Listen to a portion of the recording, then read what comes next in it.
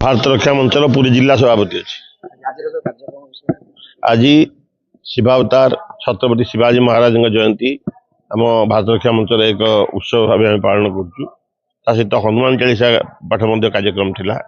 आमर प्रति मसरे सहर विभिन्न स्थान में हनुमान चालीसा कर कार्यक्रम अच्छी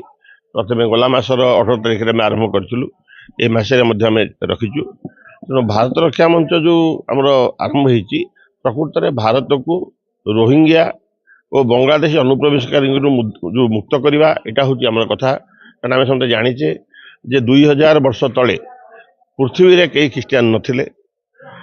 मात्र 1500 वर्ष तले पृथ्वी रे कई मुसलमान नथिले आज ख्रीस्टियान मानकर पृथ्वी रे 84टा देश मुसलमान मानकर 56टा देश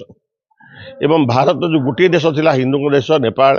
ता मध्य गणतंत्र परिणत हो जाइए भारत विभाजन जिते है भारत धर्मनिरपेक्ष नथिला परवर्ती समय इमरजेंसी समय स्वर्गीय इंदिरा गांधी 1976 मसीह जो 42तम संविधान सूचन कर भारत को धर्मनिरपेक्ष करदे तेणु आउ बर्तमान जो देखु 4टा हणाकटा चली संख्या आमर जो आम जो गोटे जन्म गोटे बाहू गोटे पिला जन्म करूँ ये जो सिस्टम से 4 बाहे 40 जन्म करेंगे तेणु आम संख्या आस्ते आस्ते देखु आम केरल अवस्था देखु पश्चिमबंग अवस्था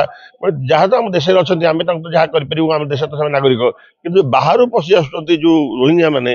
से आम सरकार आम प्रशंसा करूँ यशस्वी प्रधानमंत्री नरेंद्र मोदी को तेणु जो उद्यम चली सब रोहिंग्या और बांग्लादेश को विदा करने देश आम समस्त प्रकार सहयोग देवाक राजी अच्छु एवं आज जो आम बैठक है पुरी सहर में एक भल स्थान आम गुरु तेग बहादुर जी जाते धर्म निज जीवन देते किसी स्मारकी प्रतिष्ठा करने को उद्यम करुचु एवं गोटे भल स्थान में शिवाजी महाराज प्रतिमूर्ति स्थापन करने को इच्छा रखीचु तेणु आज यही सब जो चली आम सब हिंदू जातिर सहयोग कामना करुचु। धन्यवाद। जय जगन्नाथ। ये तो शाश्वत सत्य है, भारत हिंदू राष्ट्र है।